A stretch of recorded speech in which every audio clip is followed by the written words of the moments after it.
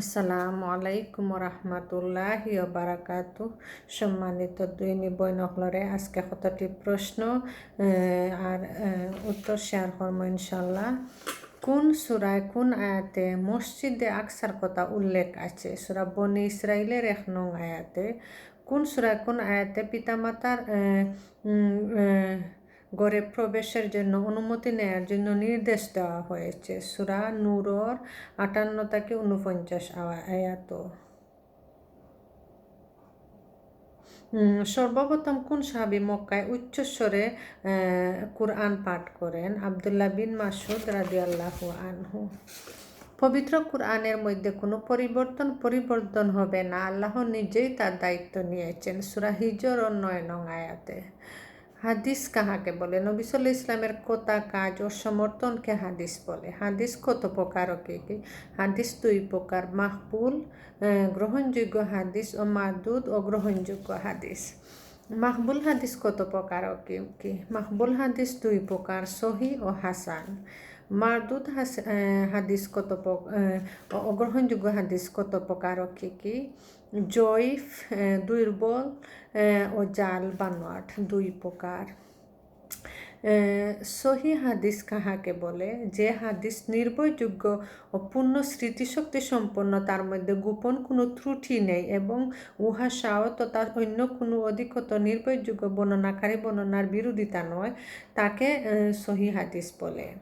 প্রসিদ্ধ হাদিস গ্রন্থ কয়টি ও কি কি? 6টি: সহি বুখারী, সহি মুসলিম, সুনানে তিরমিজি, সুনানে আবু দাউদ, সুনানে নাসাই, সুনানে ইবনে মাজাহ।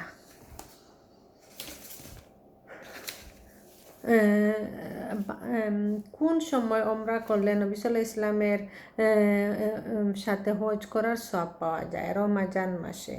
কোন শহর সম্পর্কে নবী সাল্লাল্লাহু আলাইহি ইসলাম বলেন, এখানে যে ব্যক্তি মৃত্যুবরণ করবে কিয়ামতের দিন আমি তার জন্য শাফায়াত করব, অতএব তার জন্য সাক্ষী হব মদিনায়।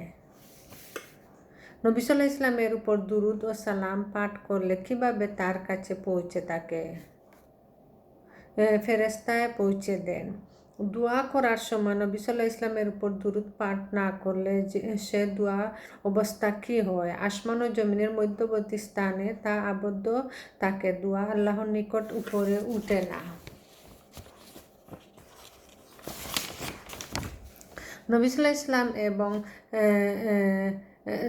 নবী সাল্লাল্লাহু আলাইহি ইসলামের নাম শোনার পর যে ব্যক্তি দুরূদ পাঠ করে না তাকে কি বলা হয়? সবচেয়ে বড় কৃপণ। মানুষ মৃত্যুবরণ করলে 3টি আমল ব্যতীত তার সকল আমল বন্ধ হয়ে যায়। আমল 3টি কি কি? সাদকায়ে জারিয়া, উপকারী বিদ্যা ও সন্তানের দোয়া। 3 ব্যক্তির দোয়া ফেরত দেওয়া হয় না, নিশ্চিতভাবে কবুল হয়। উক্ত 3 ব্যক্তি কে কে? মজলুম বা অত্যাচারিতের দোয়া, মুসাফিরের দোয়া এবং সন্তানের জন্য পিতামাতার সুদোয়া বা বদদোয়া। কোন ধরনের কাফেরদের বদদোয়া আল্লাহ কবুল করে থাকেন? মজলুম বা অত্যাচারিত কাফেরের বদদোয়া। কোন পাপের কারণে কিয়ামতের দিন 7 তবক জমিন গলায় লটকিয়ে দেওয়া হবে? কারো অর্ধ হাত জমিন দাবিয়ে নিলে। যারা ইয়াতিমের সম্পদ আত্মসাৎ করে নবী সাল্লাল্লাহু আলাইহি ইসলাম মেরাজে গিয়ে তাদের শাস্তি দেখেছেন কি কি ছিল? তাদের ঠোঁট উটের মতো, তারা নিজের মুখে আগুনের টুকরা প্রবেশ করেছে, সে আগুন তার গুহদ্বয় দিয়ে বেরিয়ে যাচ্ছে। কোন কারণে মানুষ কিয়ামতের দিন নবী সাল্লাল্লাহু আলাইহি ইসলামের হাউজের কাউসার হতে বঞ্চিত হবে? যারা বিদআত করে। সত্যবাদী ও বিশ্বস্ত ব্যবসায়ীরা কিরূপ মর্যাদা অধিকারী হবে? কিয়ামতের দিন নবী, সিদ্দিক এবং শহীদের সাথে থাকবে।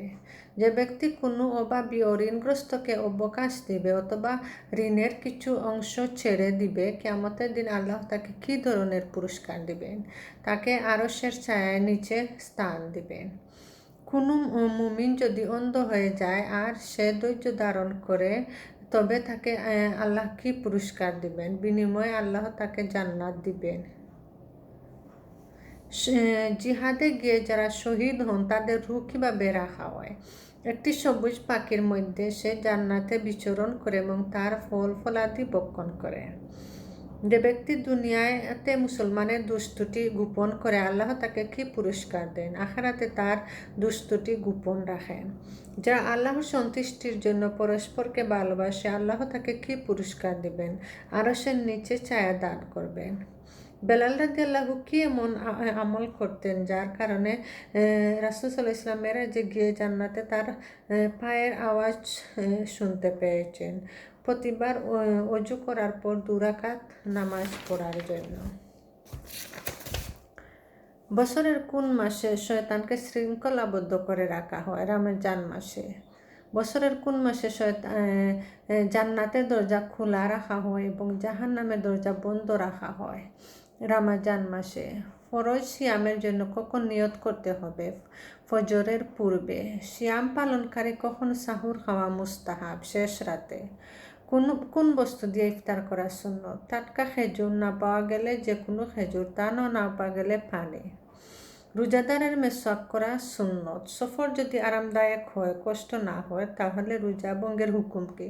রোজা ভঙ্গ করা জায়েজ, তবে রাখা উত্তম। নারীদের কোন অবস্থায় রোজা ভঙ্গ করা ওয়াজিব? ঋতু বা নেফাস হলে।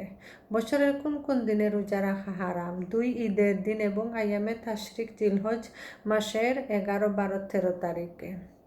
কোন কাজ করলে রোজা ভঙ্গ হয় এবং